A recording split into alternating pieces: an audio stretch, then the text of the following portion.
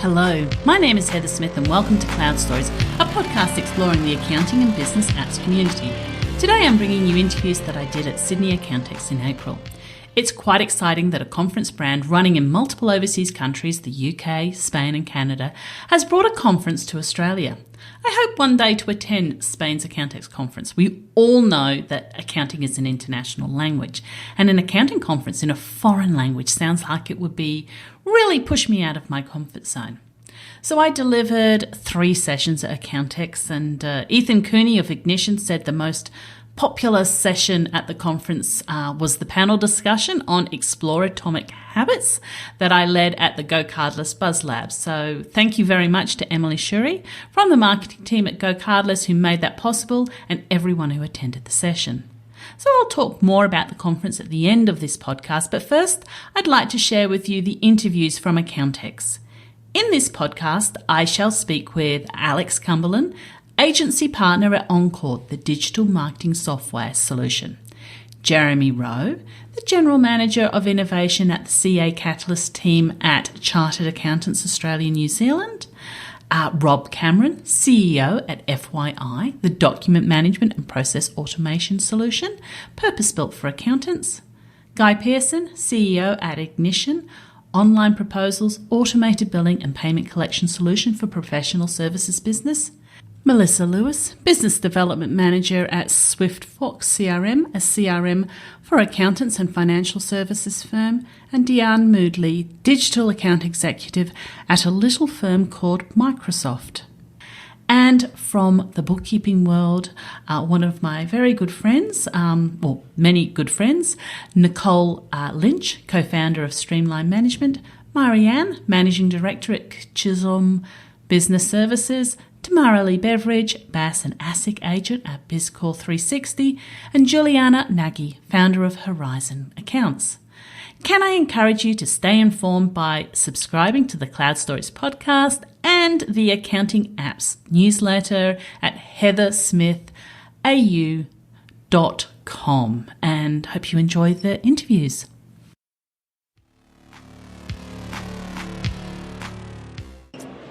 Alex, welcome to the Cloud Stories podcast. Welcome.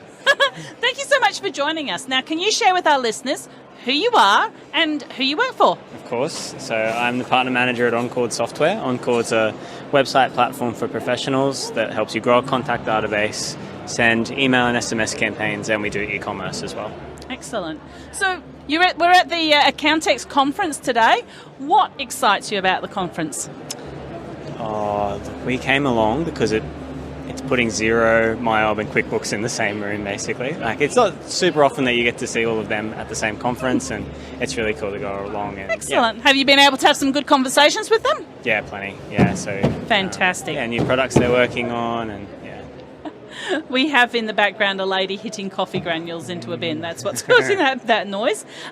So can you go into a bit more detail about what your solution does for accountants and bookkeepers? Yeah, sure. So we're here, we'll look after all sorts of different businesses and verticals, but we're here because predominantly our email marketing side of things syncs up with Xero Practice Manager, MyOb and QuickBooks, so you can use accounting data to send email and SMS campaigns is, I think, a big sort of value tick. So, having the contacts sync up between email marketing and accounting software means less manual import and export of data. And, it's just nice to have all of the website management, everything in the one platform. Absolutely. And I know that Cassandra Scott and Tori Vanderdonk both love your solution and rave about it. Yeah, they're the best.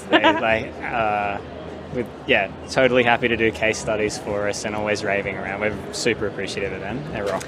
So how long does it take to plan and undertake an implementation? Yeah, so it depends on whether we probably do more migrations than new website builds for people. So in most situations is like, I have a website that we're having trouble keeping up to date with new content. And not really using. So a lot of the time we'll have a look at the existing site and give some advisory around whether we think it needs some tweaks and maybe a little bit of love and then move it across, or whether it needs a complete, sort of revamp. A normal Oncord onboard project is somewhere between 4 to 6 weeks between talking to us and getting launched with a new site and sorted out. And I will highlight here, so I use WordPress and I'm comfortable using WordPress, but I know that Tori and Cassandra have told me that they love your solution because it's so easy for them to use and they really understand how to use it.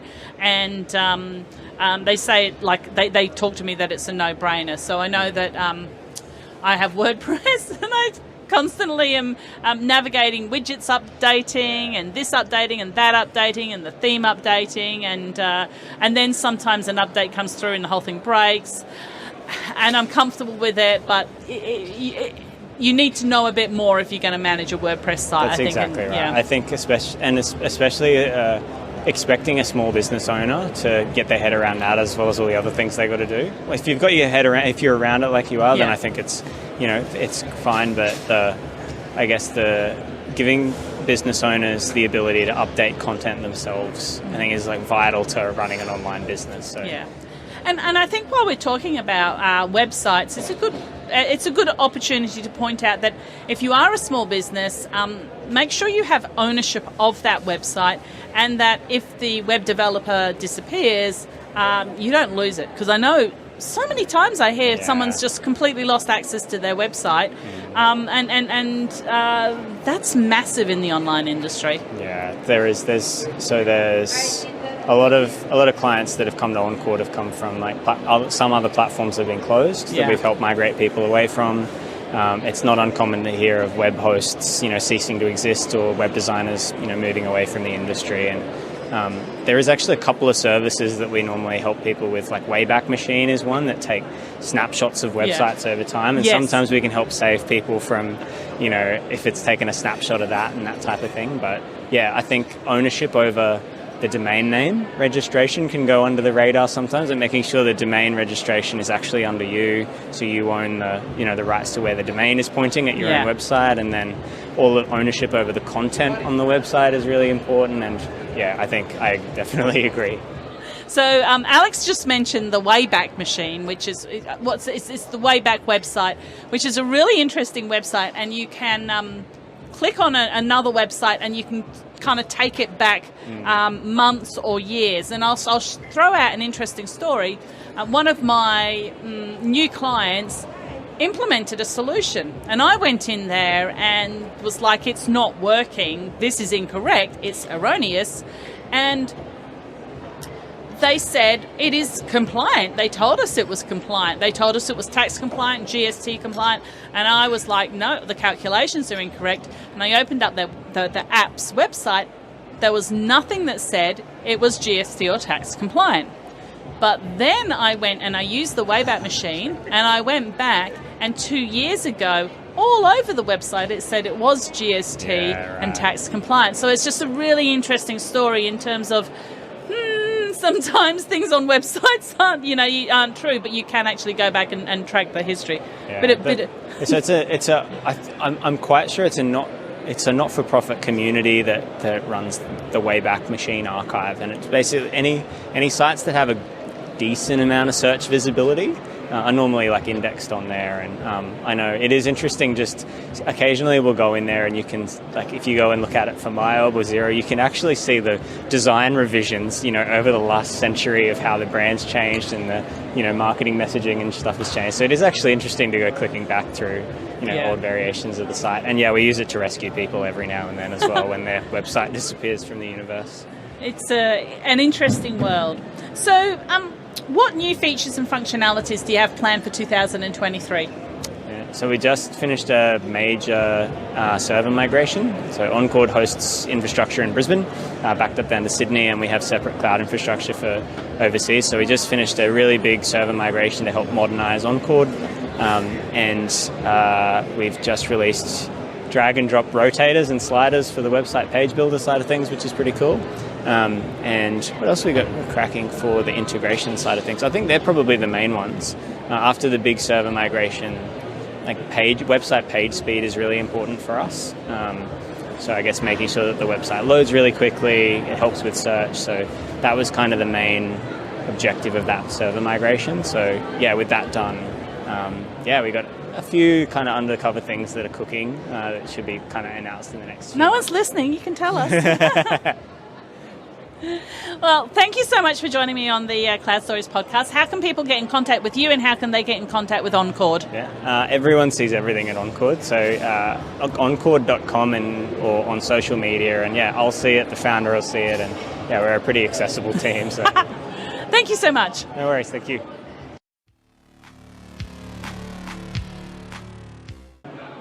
Hey Jeremy, welcome to the Cloud Stories podcast. How are you doing? Good to see you again, Heather. It's been a little while. Well, I think last time we were at Xerocon together in a tiny little car that zoomed around the entire course of Xerocon, which was a lot of fun. Indeed. So can you share with our listeners who you are and what you do? My name is Jeremy Rowe, and I am one of the members of the CACatalyst team, which is Chartered Accountants Australia New Zealand's innovation program, focus on small to medium practices, looking to modernise and essentially deal with the Wild West that is the future of accounting. We provide clarity and some readiness in that. So if you're late to the party, such as the Xerocon parties that you and I have been to, that's okay. We've got stuff for beginners, and we've also got stuff for the progressive end of the community. I've been involved with the CACatalyst program since I think the beginning, and it's such a fabulous program. It must, I imagine, give you so much joy to be able to run such a program. Indeed, I am changing the world one account at a time, and I do want to give kudos to you because, of course, you and I went across New Zealand and didn't make it to Hobbiton, but we went pretty much everywhere else in educating on automation. But I do enjoy it. I think, events like here today, there is an ever-changing landscape, and fortunately, if I can put it this way, accountants continue to need the help, and we're there for that. So I do enjoy that because I just look really nice and helpful. It is a really exciting initiative out of a membership body that really the micro to small to medium size to the big four can actually tap in on, and I'm there, and they're really quite, this is a really great program, this is helpful. So well done to you and the team. Thank you. I'll just use a moment to plug that Take Back the Steering Wheel post-COVID and get involved in our strategy series, get more strategic about your firm. So I would just say Google CACatalyst, that'll be all on there for a series on strategy. Okay, so this is the next 3-month stream? 3-month stream. On strategy? We just finished with efficiency. Nothing's ever finished. There'll be evolutions of it, but we'll do a masterclass online sort of series. We might even do some workshop roadshows, which you've hosted with us before, and then a hub of resources. So it's marketing strategy, talent strategy, data strategy. So it's a mix, but it's for the practice leader with all the chaos of COVID, trying to get back into a bit more of a comfortable rhythm with work. And it's such a... I think what I'm hearing in the industry is a lot of people think 2023 is going to be transformational for their business, for their practice, and sitting back with other members and talking about strategy and bouncing those concepts and ideas is so beneficial for them. Agreed, yeah. Sometimes I think we just need to hire out a pub and let you guys chat with each other because it really just means just to connect and chat. So we'll have a bit of that in facilitated workshop models, but it is just connecting, really. As a writer, strategy and potato are the two words I can't spell. Wait, you can spell onomatopoeia? I don't often write that word, but as a writer, But however, I'd love to get involved in the strategy program that you'll be running out. Awesome. But how can the accounting industry find out more about this? And can people who are not CAANZ members get involved? Yeah, so to engage with our Catalyst stuff, Google's your friend, Google CACatalyst. Also connect with me on LinkedIn, Jeremy Rowe.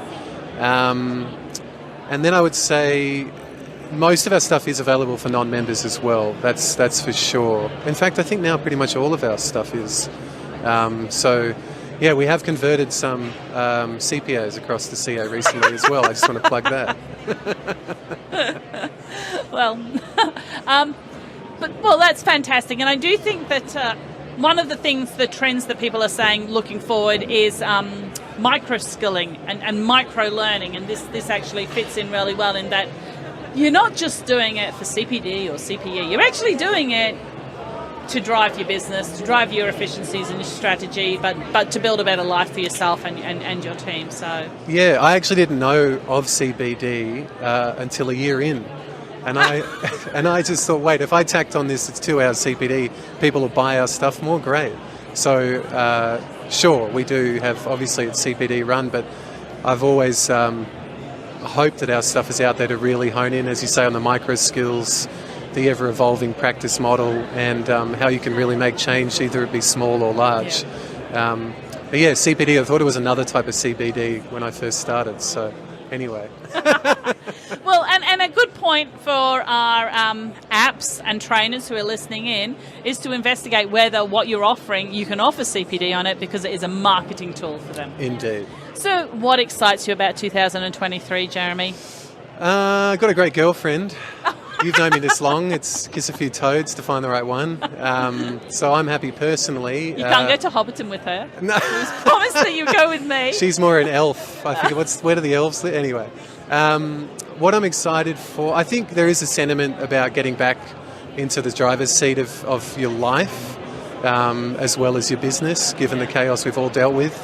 So I'm excited for that strategic thinking of accountants and enabling them to run their business, not just run their clients' businesses, because that'll be something much more enjoyable for the growth and continued work we want to do with accountants. So I'm excited for that. That's excellent, and I do encourage anyone who's listening in to investigate, Google it, look what's running out. I know we're doing this at a point in time, but there are going to be ongoing programs for years and years to come. So look out and check out if there's anything of interest to you. Jeremy, thank you so much for joining me on the Cloud Stories podcast. Love it. Love you, Heather. Thank you. Cheers.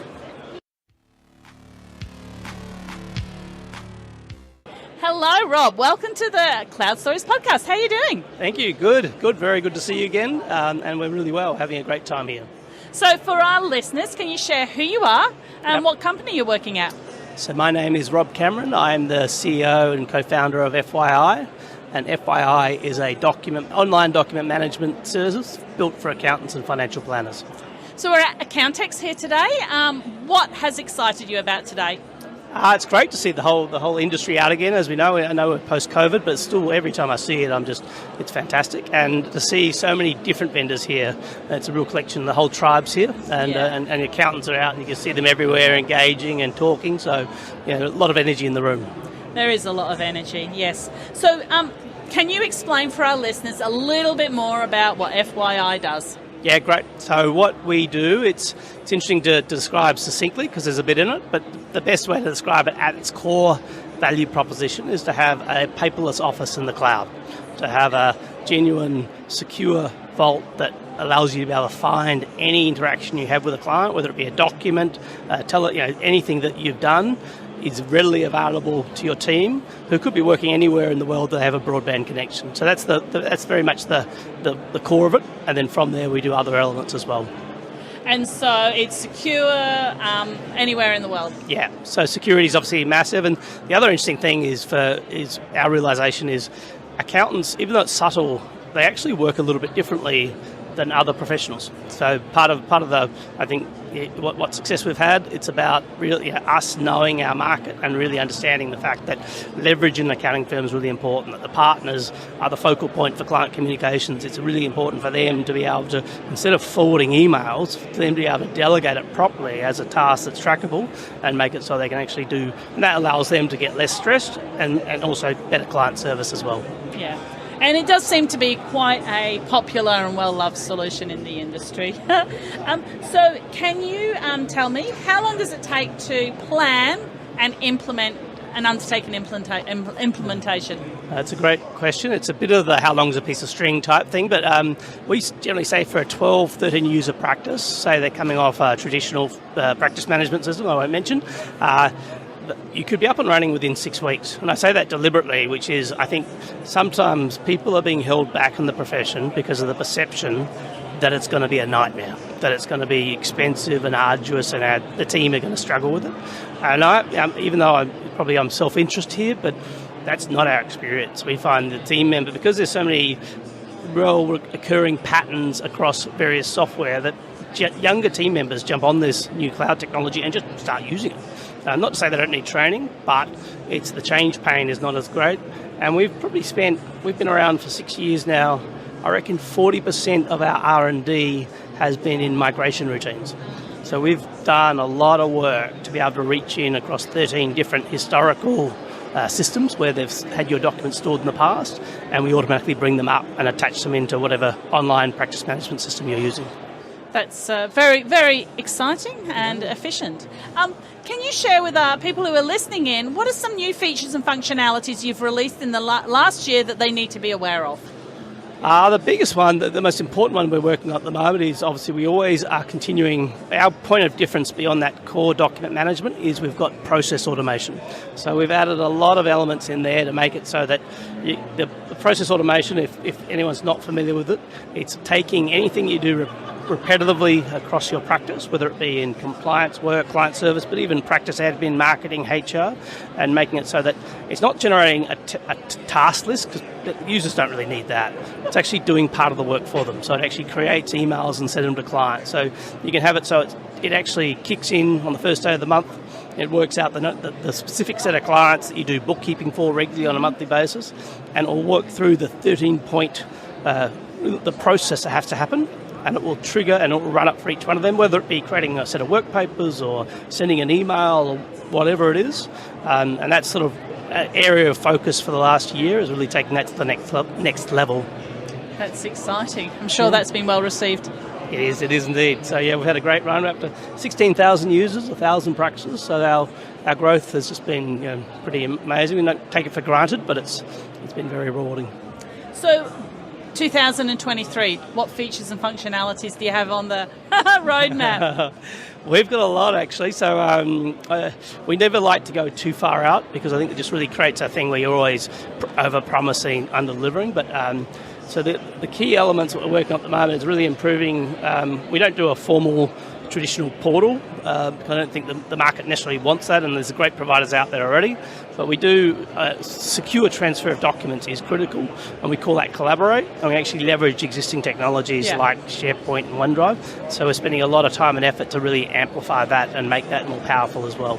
So that's a key area of focus coming up, and we're about to launch in the UK with a really, it's almost a campaign, but it's a feature set around allowing accounting firms to do bookkeeping on behalf of their clients more efficiently, lower risk as well. So that's another key element of features coming out as well. Excellent. So on a sort of a pulling back from the solution, just on a sort of more general level, what are you looking forward to in 2023? Stability, everything getting back to normal, less headlines that are very disturbing. So that's the main thing I'm looking forward to, and we're getting out and travelling again and meeting clients again. So that's really getting out and being present in events is a key part of us as well for 2023. Excellent. So Rob, how can people get in contact with you, and how can they find out more about your solution, FYI? We've invested very heavily in our website, so fyidocs.com really has everything there. Yeah. And from there you can either set up a trial, but before that is you can watch a video of our feature set and benefits, and also you can go through and request a demo from there as well. So I really would recommend that as a great way to get started. And I should have asked, what does FYI stand for? So it really means no more than for your information. So I was just literally, you could see the play on words being for your information, as we are a knowledge system, and we want to make it so that our goal is, and we do it internally, we use our own product, is everything is stored in there. You don't work one-to-one, you don't work point-to-point, you all work from a common environment. Yeah. Awesome. Thank you so much for being on the Cloud Stories podcast. Thank you for having me. Thank you. Cheers.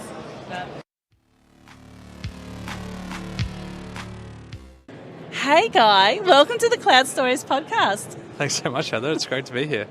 I'm so excited to have you back on the Cloud Stories podcast. Your episode was the most popular episode of the show, and has been talked about regularly to me. Really? Yeah, absolutely. Wow. Okay, I'm humbled, and it's great to be back. So for our listeners who are listening in, can you let them know who you are? Yep. Where you're from? Sure. And what you do? Sure. I'm Guy Pearson. I'm originally from Sender, then kicked off Ignition in 2013, so it's our 10th year. And in terms of, I guess, following that through, where am I from? I'm from Sydney, live on Northern Beaches. Wow. It's 10 years. That's an amazing ride for a company that some will know as Practice Ignition, but is now very well known as Ignition. Yeah, it's been a ride. Lots of ups and downs, lots of tears, lots of happy moments. Different styles of haircuts, different outfits like spacesuits. But yeah, we've got an amazing team, and it's very kind of awesome, a nice feeling just to be here at this stage and stage of the company, I guess. So I definitely don't take it for granted. Yeah, absolutely. And you, look, we have both been in the industry a long time, and we've seen a lot of people come and go, and you've been very stable and in the industry. So well done to you, and congratulations to you on that. So what excites you at the moment, Guy? Our team's playing around with ChatGPT, which is like everybody else, I suppose. But the notion of first drafts, given how long it takes me to get around to writing content, is a great thing. Second thing is actually seeing the rollout of technology with AI kind of inbuilt in and insights, particularly for advisors to use with their clients. That's great. And then exciting. I don't know. I feel like the world is still trying to figure out its way back from hybrid to the workforce or not. And so I don't know if it's exciting, but I feel like we're still in a transition mode into whatever the new normal is. So world full of possibilities. Do we need an office? Do we not? I know that may sound strange, but our Sydney office, our headquarters, I always thought up until maybe a couple of weeks ago that we desperately need. But I'm not so sure that's true in its current state in the future, but we'll take some time to figure that out. Well, and you say we'll take some time to figure it out, but everything seems to be happening so fast these days, doesn't it? 100%. Well, that's my opinion. Everything seems to be just hitting me fast. But I want to go back to ChatGPT. Yep. Do you see a integration with ChatGPT, and do you see that as a possibility? We're exploring that at the moment. I think the hard part, if you think about the underpinnings of Ignition being legalese, I think service descriptions inside our platform or email templates could definitely go there. I feel like the fact that people want legally binding contracts, that we need to be careful of how we implement or roll it out. I still stand by what I said at the beginning, first drafts, things like that, but you're probably still going to have to get them ticked off by someone who makes sure that they will stand up in court. So we're experimenting with what can we use it for, particularly on marketing more specifically, and then in an in-app where it's appropriate. Yeah. But more to come on that. We're early in our journey. Absolutely. Look, it is very exciting and digging deep into what's possible and trying to unlock that and seeing if you can get a great integration with current data. And it's just mind-blowing to where we came from. It's a different world. Like I said, I feel like marketing is the great unlock at the moment because it takes forever to create good content, and I'm terrible at writing a first draft. I feel like the in-app piece is what everyone's trying to figure out because that equals scale for customers, better experience in theory because they might have content blocks as well or lack of time. So it's how do we do all that, keep everyone's data safe and be responsible, as well as unlocking the power of what ChatGPT and the like have brought to the market. Yeah. I've leaped into this conversation assuming everyone knows what Ignition does, but you're probably tired of telling people what it does, so I'm going to say it's an engagement and onboarding tool for new clients. Yeah, my marketing team would very much frown upon me if I didn't perhaps slightly correct you. Okay. So we're a client engagement and commerce platform. Easiest ways to think about us is client lifecycle management for a CPA, I've been talking to Americans for a while. CPA, accounting firm, bookkeeping firm, or professional services. And then the other way, which I explained to my mum, is Shopify for services.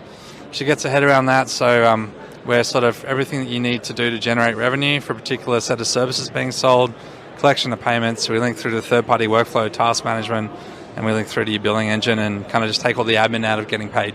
It's really exciting what you've actually managed to develop there from the initial iteration of it. You've really built out a strong system that, many people, that tool is essential for their tech stack.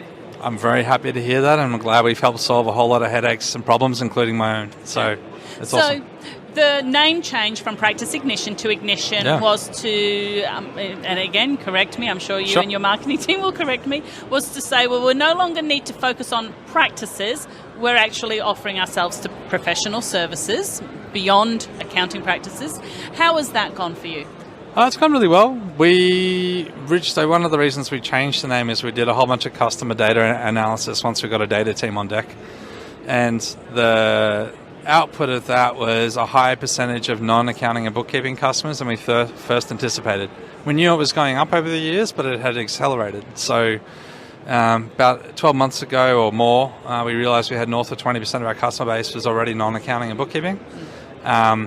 Yet when you landed on practiceignition.com, we kind of didn't really make it obvious that you could use our platform. When you jumped into the app, all you got was a library of services designed for a bookkeeper and accountant, so not really relevant if you're running a digital agency. And most of these folks are being referred in by their accountants or the bookkeepers because they had the age-old problem of, I have revenue, you're telling me I have profit and a tax bill, but I have no cash. And that was due to the same things that accountants try and solve. So either WIP days getting out of control, accounts receivables getting out of control, trusted clients just not paying them on time, those sorts of things. And so we just found that it was much easier to, none of those other businesses identify with the practice. They're like, why would I practice anything? And so Ignition app was already our social handle.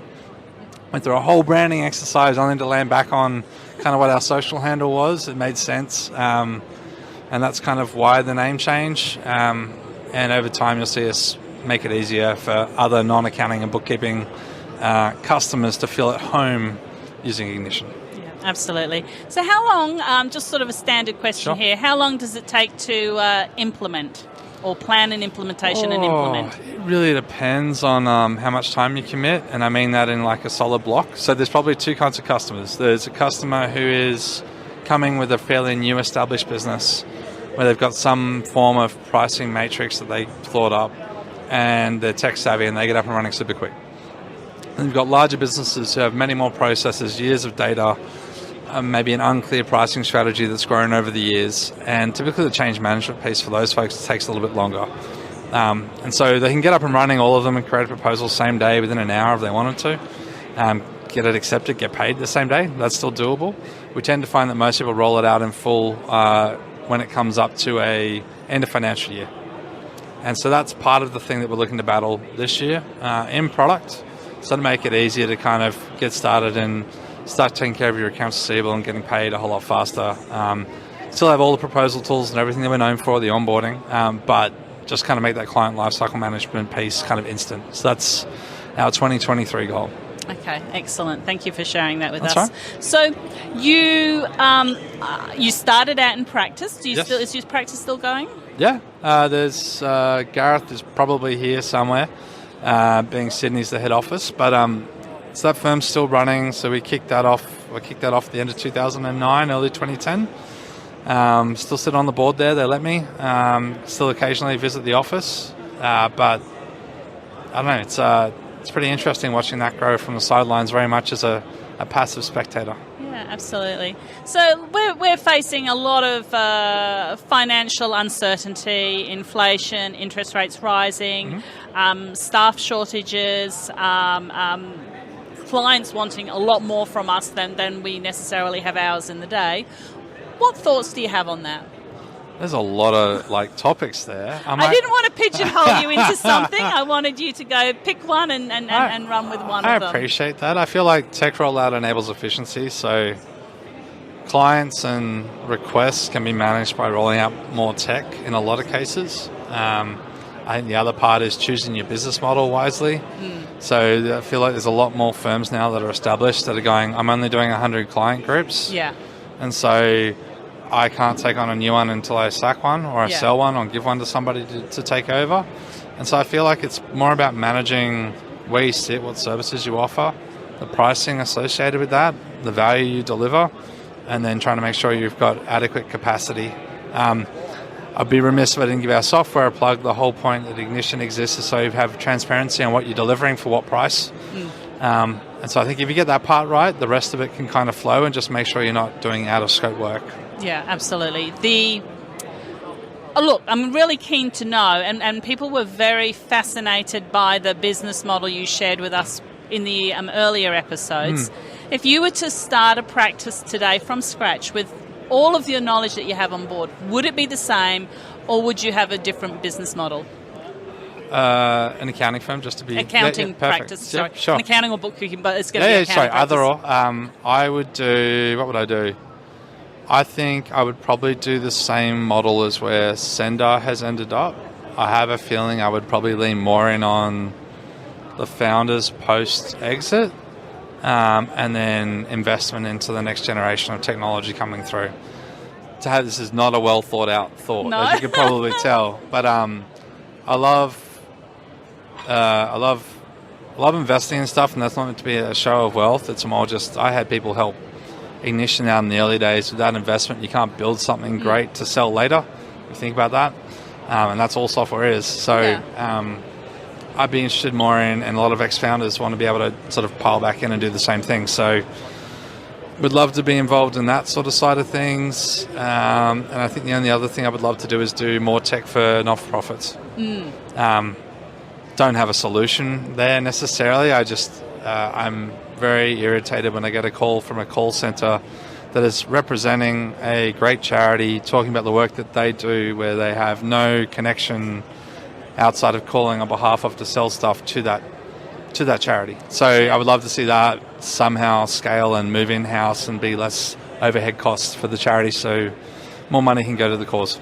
Yeah, look, and sometimes the problem and the issue within the charities in the NFP spaces is they want to run on a smell of an oily rag, so they kind of need to step up and get properly paid people in there to actually implement these solutions. Yeah, I mean, in a perfect world, if all stars aligned and I could do that part pro bono, that'd be like a perfect world. But I would just love to try and strip out the improve their gross margins, as weird as that sounds, but their cost of donations is actually quite high. So we'd love to try and somehow help solve that if I could. Fantastic. Thank you so much for being on the Cloud Stories podcast. Absolute pleasure. How can people get in contact with you, possibly on LinkedIn? Yep. And how can they find out more about Ignition? Sure. So you can probably, LinkedIn, Guy Pearson, I'll turn up somewhere. So Guy Pearson Ignition LinkedIn probably works with Google. How you find out more about Ignition, ignitionapp.com, add Ignition app on pretty much every social platform. And I will be remiss, given we've hosted a table here today, we're running Women in Accounting, as you well know, at the moment, so please nominate a woman who's been lifting up businesses, the industry, doing good in the industry, and help us recognise those. So that'll be my sign-off. And I nominated a woman last week. Thank you. I appreciate it. Nominate a few more. You know so many. I know so many. I nominated a good woman who's not been in it before. Fantastic. Thank you so much, guys. No worries, Heather. Cheers. Catch you soon. Bye. Hello, Melissa. Welcome to the Cloud Stories podcast. Thanks, Heather. Lovely to be here. Thank you so much for joining us. Now, I would like you to share who you are, who you work for, and what you do. Sure. So my name's Melissa Lewis. I work for a company called Swift Fox, which is owned by the Red Fox Group. We are a CRM for accountants and financial service firms, and we've been around for about 5.5 years, sort of been a hidden secret, Heather, whilst working on our technology. But we're here and we're out and we're servicing clients and we're making a difference, which is great. Fantastic. So we're here at Accountex. What have you seen today that excites you? I think there's been a few really good speakers, like Amy from Clarity Street. She's fabulous, so she's talking about different apps and how accountants can use their tech stack. So there's quite a few other speakers like... I've just had a mental blank. That's okay. That's okay. There was Tanya Titman on this morning. She gave a great talk, we have a really great selection of speakers. Yes, we're very lucky today.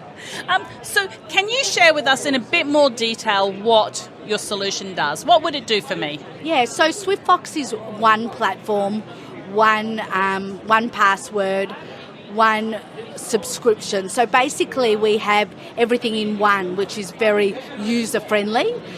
We do all your emails, your surveys, your events, your pipeline management, your project management, your text messaging, all from one platform. So it really replaces MailChimp, SurveyMonkey, Eventbrite, Pipedrive, Monday. So really allows you to stop spending money on other subscriptions and allowing the marketing team to work in the same platform as your stakeholder leaders. Excellent. So how long does it take to implement? Yeah, it's a really good question. So depending on the size of the organisation, usually about 2 to 3 months. We do the training. We do it all in Australia because we're Australian owned and found. So we handhold you, we help configure it for you, and then we train your staff as well. Excellent, thank you for that. What new features and functionalities do you have planned for 2023? Yeah, so there's some really good things on our roadmap. One of them is a two-way text messaging. So at the moment we have one way, so it will be 2 ways where you can obviously reply to text messaging. We've got a lot of email functionalities that we'll be doing for our software updates. And some more functionality when it comes to events as well. Excellent, thank you. It's interesting. It will be interesting to see whether, sort of going out for the last 2 years, whether accountants run events again. Yeah, it's interesting. A lot of them do webinars, so we integrate with Zoom. So that's been really useful since COVID as well. Yeah, absolutely.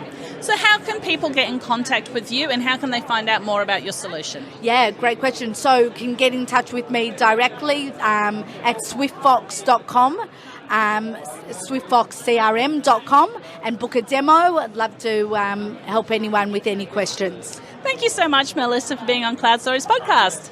Thanks, Heather. Hello, Diane. Welcome to the Cloud Stories Podcast. Hi, Heather. Good to meet you again. So wonderful to have you back on the show. Now, for our listeners, can you share who you are and where you're from? Okay, so my name is Diane, but it's actually Dynady that pays taxes in Australia. But we'll keep it at Diane for the moment. And I'm currently working for Microsoft. So I lead the professional services industry across Australia and New Zealand. Very exciting. It is. I get to work with awesome people. So we're here at the Accountex conference. What have you seen here today that excites you? Look, it's always good, I think, the sense of community, first and foremost. You know, it's lovely to catch up with everybody, I guess, post-pandemic. It's also interesting to see the ecosystem that my customers work with.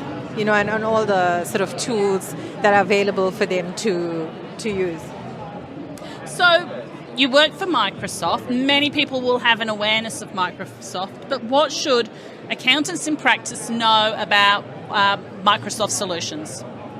I think probably the story that I would want to convey is around the Microsoft being a platform, you know, and having the ability and the solutions, I guess, to solve for an entire practice. So when we think about the employee experience of our knowledge workers, you know, yes, most people would remember Office and Word and Excel and stuff, but there's so much more in terms of being able to work remotely, give people the flexibility, but also, lately we released Viva Suite, which allows for people's wellness to be taken into account. So there's a bit of behavioral science behind it in terms of how teams are behaving. You know, are they being overworked? You know, what is the general sense, I guess, in terms of, for want of a better word, I guess the work ethic. Yeah. Mm-hmm. Hey, that's really, really interesting. So, is there any secrets, features, functionalities planned for 2023 that you can tell us about? Well, look, I think the plans are already out there. You know, certainly in terms of conversations that I'm having recently, there's a lot around, you know, OpenAI and of course ChatGPT. And what are the use cases when we think about professional services? In particular, when we think about accountants and the advisory that we provide, there's also a sense of, you know, what can we automate so that, the routine and the mundane stuff is taken care of using the Microsoft low-code stack. Yeah. And then using something like OpenAI and cognitive services to supplement ease of use of advisory for clients. That's very, very exciting. I'm giving a talk on ChatGPT and accountants in practice in May, so I'll need to come back and get some resources. Absolutely, and of course, please, we'd love to hear. So add me to your list. Yeah, well, I'm keen to find out what the possibilities are, and I've kind of breaking it down into something that's very, very user-friendly, so everyone can take a little bit away with them, whatever level they're at, whatever level they're at. So, personally, what are you looking forward to in 2023?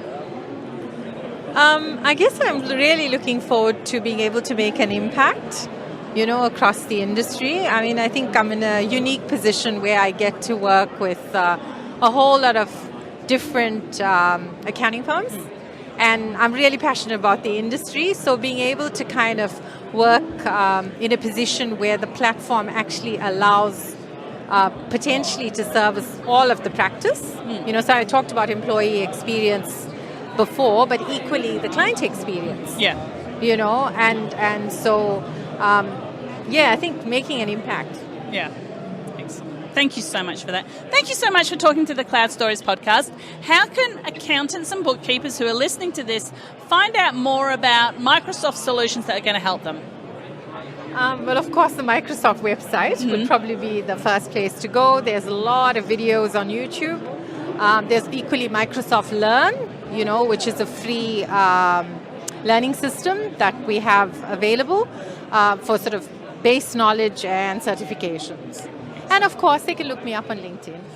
Fabulous. Thank you so much. Thanks, Heather.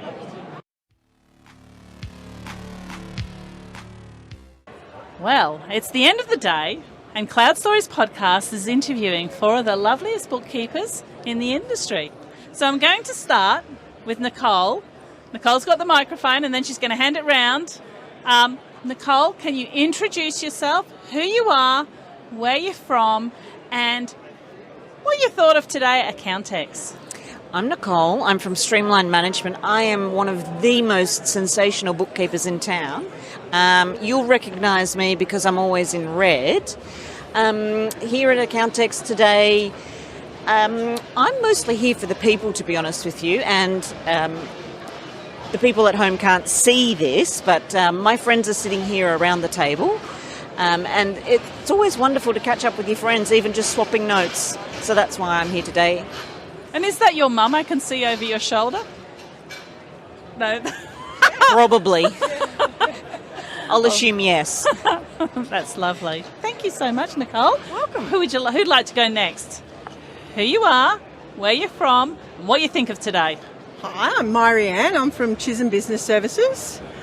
I think today's been great. I'm a bit surprised there weren't more people here, but I think tomorrow's going to be even bigger. And I came for the community, because community is very important. So we've got to support everybody else in the bookkeeping and accounting community. And that's why I'm here. Then that's wonderful, and the community is very important.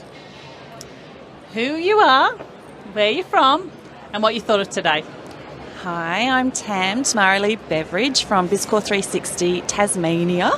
Why am I here today? Well, I was on the content crew, and we also had a panel today, Bookkeeper, the Big Issues, so we kind of had to be here. But we wanted to be here because we wanted to contribute and also support all of our peers that are actually on the panels as well, and have a chat to the apps and support the industry, because this is the first Accountex in Australia. It's pivotal. And if we're not here supporting it, then there might not be another one. So if we don't support these things and these events and each other, then what have we got? Very, very true. Would you like to now pitch for Accountex Tasmania? Sure, that would require less travel. But I do like to travel, because we don't, as bookkeepers, we don't actually get to travel very often other than to events like this to see and make friends from around Australia, our peers. So it's wonderful to be here and actually be part of the community and actually see all the friends that we've made on Zoom throughout the few years and at previous conferences. So it's nice to catch up, like Mai and Red Show Pony said. So I've just got Show Pony in my head from the panel session that she admitted to being. But Nicole, sorry, her name's Nicole, not Show Pony or Red. But anyway, yes. I call her Red. Who you are, where you're from, and what you thought of today. Okay, so I'm Juliana. I'm from Horizon Accounts. I'm from South Sydney, and I'm the new kid on the block, although I've been around for a while. And I came here to realize that red and pink actually complement each other really well. I've had a great day, catching up with friends, and enjoying the conference. Yeah, and it does seem that everyone had a great day catching up with people and catching up with the community, and the community is so important to us. Now, does anyone want to talk about a new app that they saw that I should go and check out? I found one. It was called Oki, and it's actually for startups. So it's like a bookkeeping type software. So they've said it's for sole-traded and self-employed Aussies that really just need help with the startup, and then they can help them with automating all of their tracking their accounts payable and receivable and all that sort of stuff. So bookkeeping in a simple app. Excellent. And I'm going to have a look at it for a couple of my smaller people who are just coming on board. Excellent. I'll go over and check them out. And that's OKKE. Yes. Awesome. Any other apps to be thrown in there? Yes, I came across Active by Business Fitness. What drew my attention was fitness. How does it go with business? And it's actually a new hybrid solution of active work papers. We can visit their website for more information. Yeah, they'll be very happy that you talked about them. That's the business fitness, so very good. Anything else? No? Okay, well, thank you so much, ladies, for joining me to the final session of the Cloud Stories podcast today. I really enjoyed seeing you all, and looking forward to going out for some drinks tonight with the Trent McLaren Let's Journey bar tab.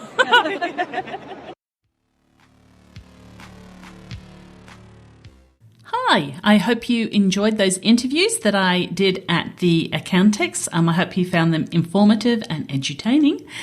So the 2-day Sydney Accountex conference was a great opportunity to catch up and spend time with members of the accounting and bookkeeping community, and with familiar and a few new accounting app vendors. Initially, I was asked to be a media partner, but I'm an accountant and I felt a bit uncomfortable with that title. The organisers established a content crew, which instead I asked to join and actively participated in.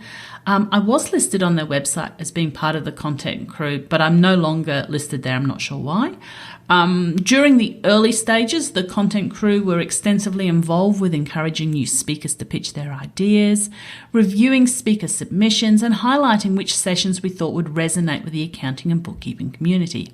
I'm focused on improving and nurturing the accounting and bookkeeping profession, and it was good to be part of the initial content development.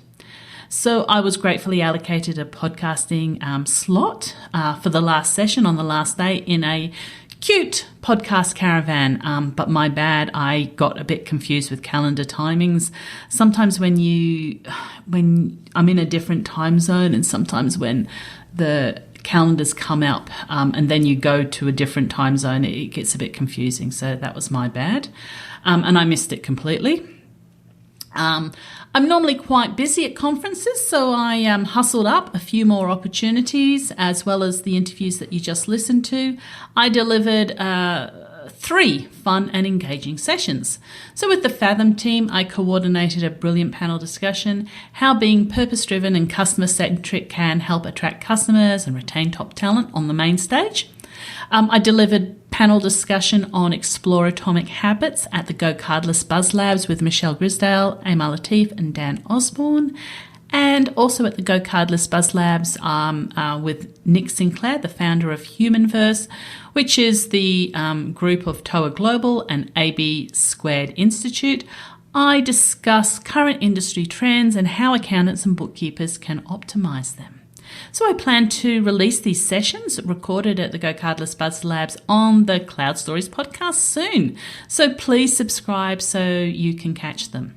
I'd also like to mention that Emily Shurey from the GoCardless team has a sparkly side gig. So you'll recall that Emily coordinated for me to be able to deliver those sessions at the Buzz Labs. And she also supplies me with my biodegradable and eco-friendly glitter. So you can follow her on Instagram at glitterartsy.me, glitterazzi.me. And if you need extra glitter in your life, and let's face it, who doesn't? You should source your you should source glitter that is biodegradable and eco-friendly. So generally available glitter is plastic core and polyester PET film, and when it breaks down it releases chemicals that are harmful to humans and animals, and it contributes to the growth of microplastics in the marine environment. So there you have it, an unexpected environmental message in this accounting technology podcast. So I had a full access ticket at Accountex, which conveniently gave me ample variety of food and beverages for the 2 days, which was very nice, and a really, really fun dance party that overlooked, it was in a museum and it overlooked the Sydney Harbour, and that was on the last evening. The CACatalyst team from Chartered Accountants ran a pitch night on the first night, and one of the contestants was Empira, EMPIRAA, a gamified yet simplified business planning software that helps you set your business goals and an actionable plan on how to achieve them. I've met with the founder, Ash Brown, and he and the team at Empira have joined me as a strategic partner, supporting me to support the community. So looking forward to what we can do with that in the future. So I also had the opportunity to meet up and reconnect with a lot of brilliant people in the accounting industry, including Caroline Hobden, Portfolio Director at Accountex in the UK and Europe, and she invited me to come and speak in the UK. So, well, maybe not this year, because I'm very fortunately attending Amanda Aguilar's accounting salon in Florida in May, but I have penciled in to come across in 2024, so I'm quite excited about that, and thank you for that invite, Caroline. So, more could be said about Sydney Accountex, but for me, I use my positive energy to make the most of the event. So I hope you enjoyed this podcast, and can I encourage you to stay informed by subscribing to the Cloud Stories podcast and the Accounting Apps newsletter, which you can find at heathersmithau.com. Thanks for listening.